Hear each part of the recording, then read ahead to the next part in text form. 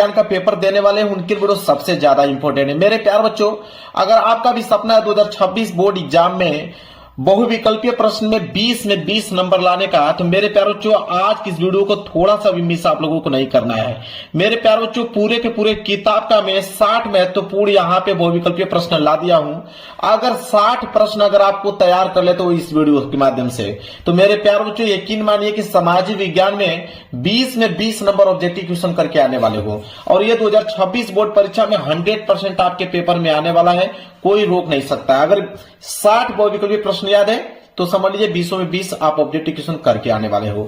तो थोड़ा सा भी लेट नहीं करूंगा, तुरंत क्वेश्चन की तरफ बढ़ूंगा। अगर आपको आंसर मालूम है तो तुरंत कमेंट बॉक्स में इसका आंसर आप बताइएगा। जैसे पहला प्रश्न बहुत इंपॉर्टेंट प्रश्न है, हर साल आता है, पूछता है कि नेपोलियन की जो पराजय हुई थी वह कब हुई थी। तो नेपोलियन की पराजय किस सन में हुआ था मेरे प्यार बच्चों? 1815 ईस्वी में। कब? 1815 ईस्वी में नेपोलियन की पराजय हुई थी। इस बात को नोट कर लो, याद करो, इतना ज्यादा इंपॉर्टेंट यह प्रश्न है। दूसरा प्रश्न यह है, कह रहा है कि उदारवाद से तात्पर्य है, मतलब कि उदारवाद से क्या तात्पर्य है? तो देखिए, उदारवाद से जो तात्पर्य होता है वह व्यक्ति को स्वतंत्रता तथा कानून के समक्ष समानता को दर्शाता है। तो मतलब व्यक्ति को स्वतंत्रता तथा कानून के समक्ष समानता, यहाँ पे सी वाला ऑप्शन जो होगा बिल्कुल राइट आंसर हो जाएगा। याद कर लीजिए, बहुत ज्यादा इंपॉर्टेंट ये क्वेश्चन है मेरे प्यार बच्चों। आगे बढ़ेंगे अगले क्वेश्चन की तरफ। अगला है क्वेश्चन नंबर तीसरा। क्वेश्चन नंबर तीसरा है, कह रहा है कि ऑटो वान बिस्मार्क का संबंध किस देश से था। यह प्रश्न भी बहुत इंपॉर्टेंट है कि ऑटो वान बिस्मार्क जो थे उनका जो संबंध था किस देश से था, तो वो जर्मनी से उनका संबंध था। इसलिए यहाँ पे बी वाला जो होगा बिल्कुल राइट आंसर हो जाएगा। ठीक है, तीसरे का बी। आगे बढ़ेंगे क्वेश्चन नंबर 4 की तरफ। कह रहा है कि जर्मनी के एकीकरण में मुख्य भूमिका किसकी थी। जो जर्मनी का एकीकरण हुआ था उसमें मेन भूमिका किसकी थी, तो वो मेन भूमिका की अगर हम बात करें तो ऑटो वान बिस्मार्क की थी। यहाँ पे चौथे का ए वाला जो है बिल्कुल राइट आंसर हो जाएगा। चलिए आगे बढ़ते हैं क्वेश्चन नंबर 5वें की तरफ। चलिए देखिए, 5वां जो प्रश्न है, कह रहा है कि नेपोलियन जो है वो संबंधित था। नेपोलियन किस देश से संबंधित था, यह प्रश्न पूछा है। तो नेपोलियन का संबंध था फ्रांस देश से। फ्रांस का मतलब सी वाला ऑप्शन जो होगा बिल्कुल राइट आंसर हो जाएगा। इसके बाद क्वेश्चन नंबर 6 है, कह रहा है वियना की संधि कब हुई थी। जो वियना की संधि हुई थी वो किस सन में संधि हुई थी, तो 1815 में। 1815 ईस्वी में वियना की संधि हुई थी।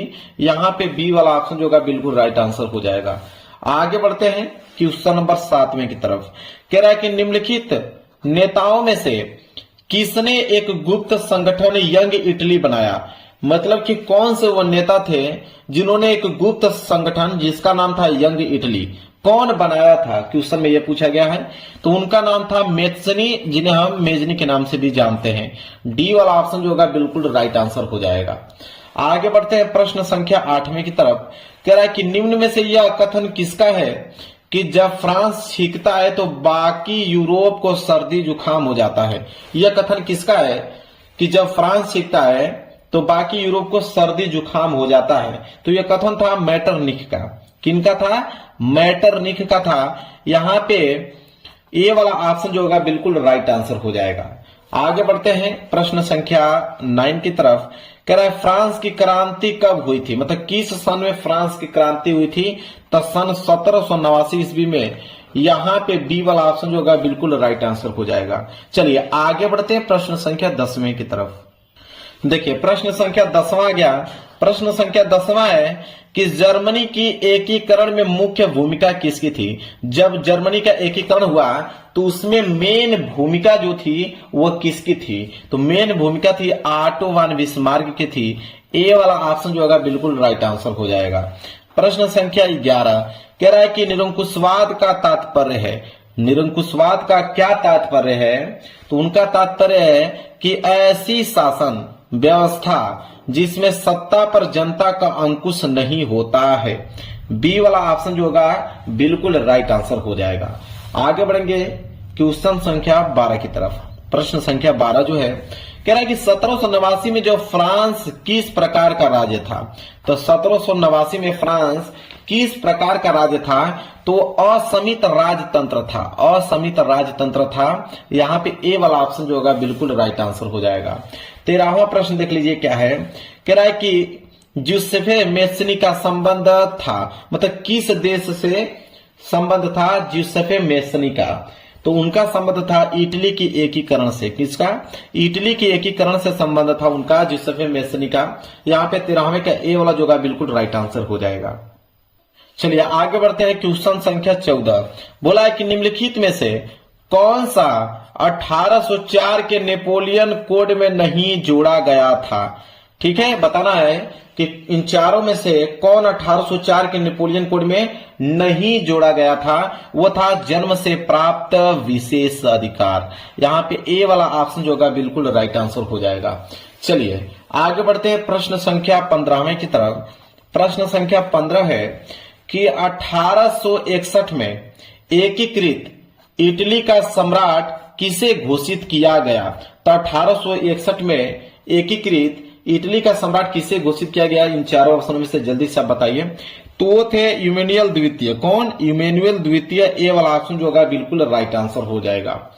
आगे बढ़ेंगे प्रश्न संख्या 16 की तरफ कि निम्नलिखित में से किसे 1871 में जर्मनी का प्रथम सम्राट घोषित किया गया था।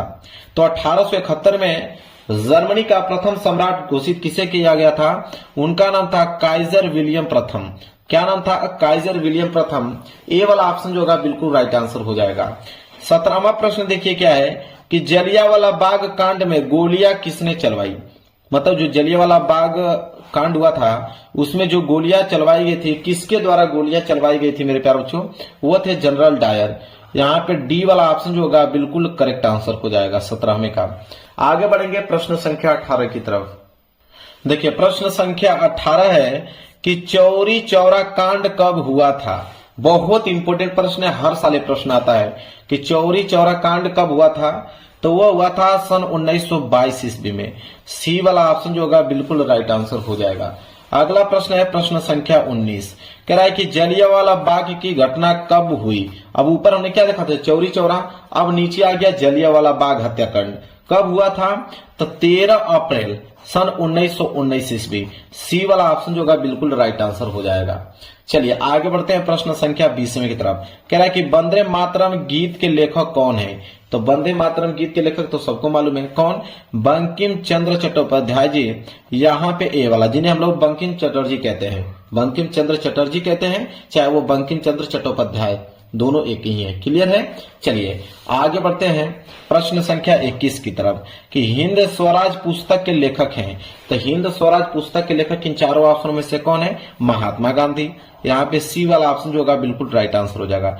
हिंद स्वराज पुस्तक के लेखक महात्मा गांधी। आगे है प्रश्न संख्या 22 कि निम्नलिखित में से किसने बारदौली सत्याग्रह का नेतृत्व किया था। तो कौन था जिन्होंने बारदौली सत्याग्रह का नेतृत्व किए थे। तो वो थे सरदार वल्लभ भाई पटेल जी थे। कौन थे? सरदार वल्लभ भाई पटेल। तो डी वाला ऑप्शन जो होगा बिल्कुल राइट आंसर हो जाएगा। अगला प्रश्न है प्रश्न संख्या 23 कि भारत में जो राष्ट्रपिता का घर किसको संबोधित किया जाता है। तो भारत में राष्ट्रपिता किन्हें कहा जाता है? महात्मा गांधी को कहा जाता है। इसलिए 23वें का ए वाला जो होगा बिल्कुल राइट आंसर हो जाएगा। चलिए आगे है प्रश्न संख्या 24। प्रश्न संख्या 24 है कि स्वराज मेरा जन्मसिद्ध अधिकार है और मैं इसे लेकर रहूंगा, किसका कथन है। बहुत इंपॉर्टेंट प्रश्न है मेरे प्यारे बच्चों कि स्वराज मेरा जन्मसिद्ध अधिकार है और मैं इसे लेकर रहूंगा, यह कथन किसका है। तो बाल गंगाधर तिलक का है। बी वाला ऑप्शन जो होगा बिल्कुल राइट आंसर हो जाएगा। चलिए आगे बढ़ेंगे प्रश्न संख्या 25 की तरफ कि भारतीय राष्ट्रीय कांग्रेस की स्थापना कब हुई थी। तो भारतीय राष्ट्रीय कांग्रेस की स्थापना कब हुई थी। तो सन 1885 में। सन 1885 में। ए वाला ऑप्शन जो होगा बिल्कुल राइट आंसर हो जाएगा।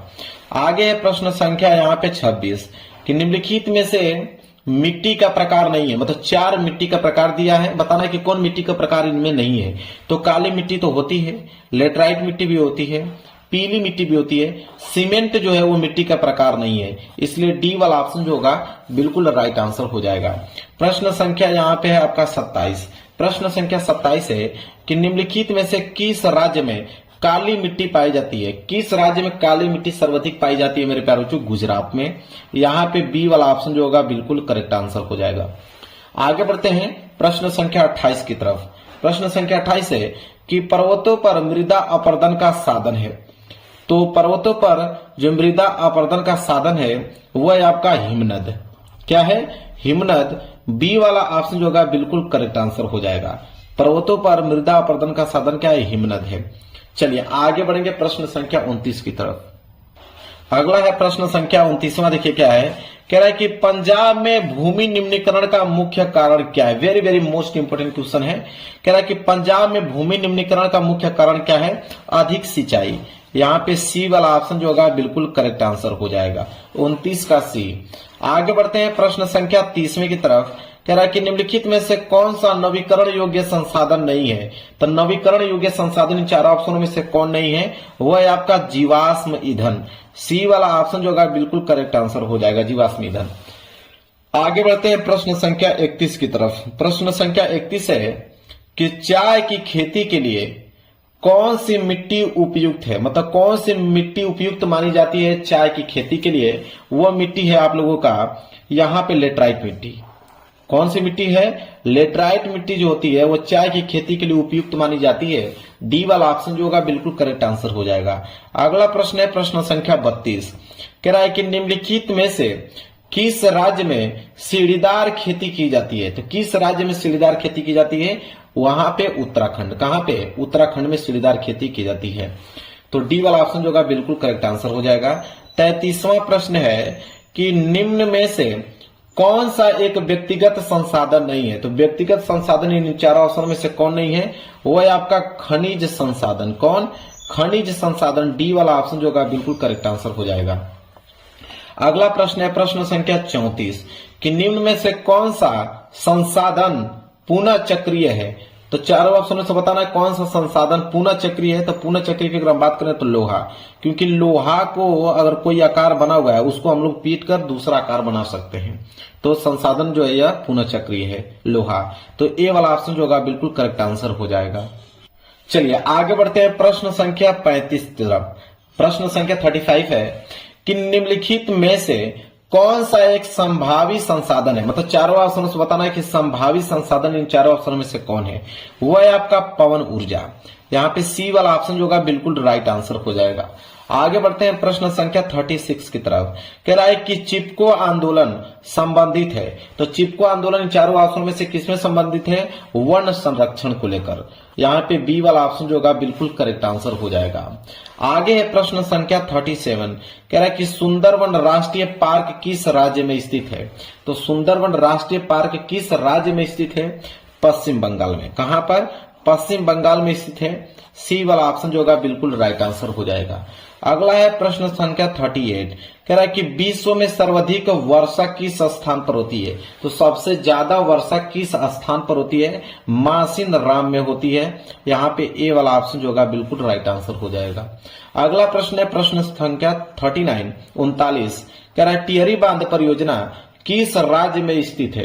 तो टिहरी बांध परियोजना जो है किस राज्य में स्थित है? उत्तराखंड में। कहां पर? उत्तराखंड में स्थित है। यहाँ पे सी वाला ऑप्शन जो होगा बिल्कुल राइट आंसर हो जाएगा। प्रश्न संख्या 40 है। कह रहा है कि सलाल बांध किस नदी पर बना है? चलिए ऑप्शन देखते हैं। तो सलाल बांध किस नदी पर बना है? चिनाब नदी पर। यहाँ पे बी वाला जो होगा बिल्कुल करेक्ट आंसर हो जाएगा, चिनाब नदी। अगला है प्रश्न संख्या 41। कह रहा है कि इनमें से कौन सी रबी फसल है? मतलब रबी की फसल इन चारों ऑप्शनों में से कौन है? तो वह है आपका चना, जिसमें है काला चना। सी वाला ऑप्शन जो होगा बिल्कुल राइट आंसर हो जाएगा। प्रश्न संख्या 42। कह रहा है कि इनमें से कौन सी एक फलीदार फसल है? तो फलीदार फसल इन चारों ऑप्शन में से कौन है? तो दालें। यहाँ पे ए वाला ऑप्शन जो होगा बिल्कुल राइट आंसर हो जाएगा। इसके बाद है प्रश्न संख्या 43। कह रहा है कि निम्नलिखित में से कौन सी एक रेशेदार फसल है? तो रेशेदार फसल इन चारों ऑप्शनों में से कौन है? तो जूट। यहाँ पे ए वाला ऑप्शन जो होगा बिल्कुल करेक्ट आंसर हो जाएगा। इसके बाद है प्रश्न संख्या 44 कि निम्न में से कौन सी रोपड़ फसल है? मतलब रोपड़ फसल इन चारों ऑप्शनों में से कौन है? वह है आपका गन्ना। सी वाला ऑप्शन जो होगा बिल्कुल राइट आंसर हो जाएगा। अगला प्रश्न देख लीजिए, प्रश्न संख्या 45। कह रहा है कि झरिया प्रसिद्ध है, मतलब झरिया प्रसिद्ध किसके लिए है? तो वह है मेरे प्यारे बच्चों कोयले के लिए। किसके लिए? कोयले के लिए झरिया प्रसिद्ध है, इसलिए बी वाला ऑप्शन जो होगा बिल्कुल राइट आंसर हो जाएगा। चलिए आगे बढ़ते हैं, प्रश्न संख्या 46 कह रहा है कि निम्नलिखित में से कौन सा परंपरागत ऊर्जा स्रोत है? मतलब परंपरागत ऊर्जा का स्रोत इन चारों ऑप्शनों में से कौन है? वो है आपका कोयला। ए वाला ऑप्शन जो होगा बिल्कुल राइट आंसर हो जाएगा। 47 प्रश्न है कि भारत में पवन ऊर्जा का जो विशाल केंद्र कहाँ स्थित है? तो भारत में पवन ऊर्जा का विशाल केंद्र कहाँ स्थित है? तमिलनाडु में। कहां पर? तमिलनाडु में। यहाँ पे बी वाला ऑप्शन जो होगा बिल्कुल राइट आंसर हो जाएगा। आगे बढ़ते हैं, अगला प्रश्न देख लीजिए, प्रश्न संख्या 48। प्रश्न संख्या 48 है कि मुंबई हाई प्रसिद्ध है। बहुत इंपॉर्टेंट प्रश्न है कि मुंबई हाई प्रसिद्ध है, किसके लिए प्रसिद्ध है मुंबई हाई मेरे प्यारे बच्चों?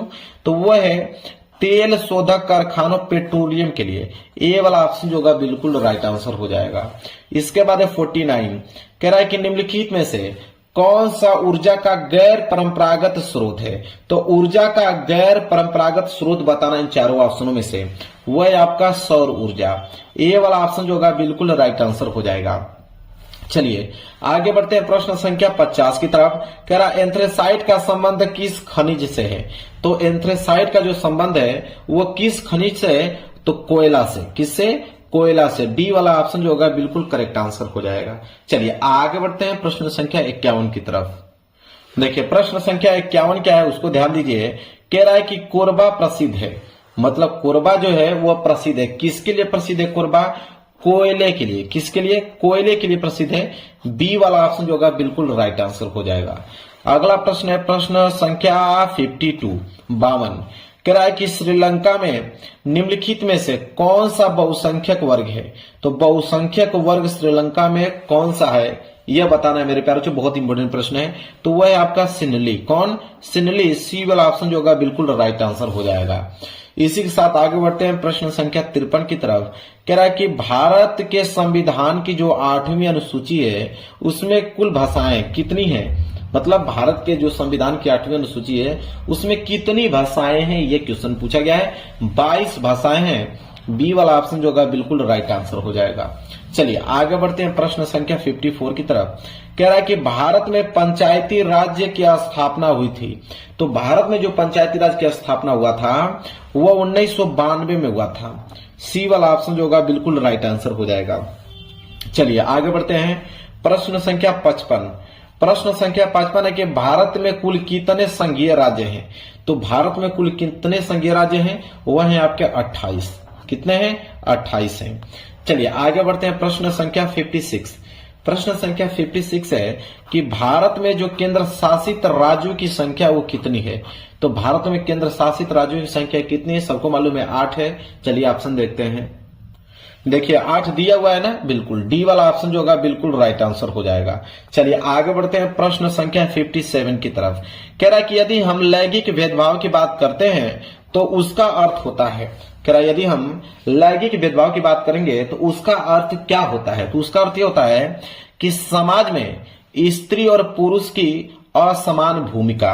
ए वाला ऑप्शन जो होगा बिल्कुल करेक्ट आंसर हो जाएगा। इसी के साथ आगे बढ़ेंगे 58।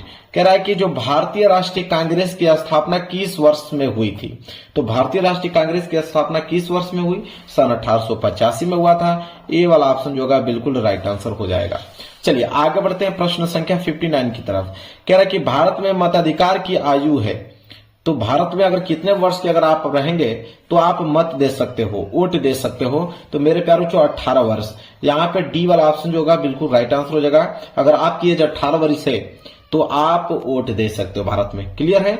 चलिए आगे बढ़ते हैं, अगला प्रश्न है प्रश्न संख्या 60 और लास्ट क्वेश्चन है कि लोकतांत्रिक शासन व्यवस्था अन्य व्यवस्थाओं से अच्छी है क्योंकि यह इसलिए अच्छी है क्योंकि सभी नागरिकों में समानता को यह बढ़ावा देती है, इसलिए अच्छी है। तो वही कहा है कि लोकतांत्रिक जो शासन व्यवस्था है वह अन्य व्यवस्थाओं से इसलिए अच्छी होती है क्योंकि यहाँ पे सभी नागरिकों में समानता को बढ़ावा देती है। क्लियर है? चलिए अब मैं यहाँ पे 60 प्रश्न आप लोगों को बता दिया। ठीक है, लो एक प्रश्न और इसके पीछे दिया हुआ है, प्रश्न और एक्स्ट्रा में जान लो। प्रश्न संख्या 61। लो एक प्रश्न एक्स्ट्रा में बता देता हूं। यहाँ पे कह रहा है कि निम्नलिखित में से किस एक देश को छोड़कर हर जगह तानाशाही पर लोकतंत्र को प्राथमिकता दी जाती है? तो भाई वो कौन सा देश है? पाकिस्तान है। बी वाला ऑप्शन जो होगा बिल्कुल राइट आंसर हो जाएगा। तो 60 मैंने कहा था, एक क्वेश्चन मैंने एक्स्ट्रा ही बता दिया। मान के चलिए यहाँ पे एक क्वेश्चन अगर आप ऐड करते हो जाएगा 61। अगर 61 प्रश्न अगर आप तैयार कर लेते हो तो मेरे प्यारे बच्चों यकीन मानिए कि आप सामाजिक विज्ञान में 20 में 20 ऑब्जेक्टिव क्वेश्चन करके आने वाले, कोई रोक नहीं सकता है। तो वीडियो को लाइक कर देना और वीडियो को उनके पास शेयर कर जो सामाजिक विज्ञान का पेपर देने वाले हैं, ताकि उनका 20 नंबर इसी वीडियो से क्लियर हो पाए। चलिए मिलेंगे नेक्स्ट वीडियो में, तब तक के लिए धन्यवाद।